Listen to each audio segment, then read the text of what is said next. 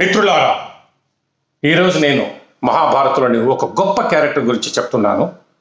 శకుని.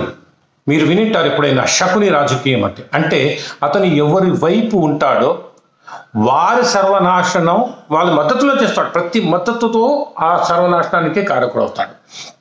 శకుని కూడా ఈ కౌరవులకు మామ అయినప్పటికీ ధృతరాష్ట్రుడు చేసిన గొప్ప చెడ్డ పని అంటే ఈ శకుని బ్రదర్స్ అందరిని చంపేస్తాడు. అతను వాళ్ళ చెల్లెలు కుజదోషం ఉంది, గాంధారికి అంత దోషంతో చంపి జైల్లో వేసి ఆ జైలు వేసి ఒక్కొక్క మెతుకు వేస్తే అందరూ చనిపోయిన తర్వాత ఆ మెతుకు ఒక మెతుకు శకుని మాత్రం భోంచేసి ఆయన తండ్రి శుభల నువ్వు మరణించే వరకు కౌరవులను సర్వనాశనం చేయాలి అంటాడు. కానీ తను ఏం చేయలేడు. అందుకే అటు శ్రీకృష్ణుడు ఉంటాడు కాబట్టి ఇక్కడ నేనుండి వీళ్ళకి ప్రేరేపించి యుద్ధానికి తయారు చేసి వీళ్ళకి సర్వనాశనం చేయాలని సక్సెస్ అవుతాడు.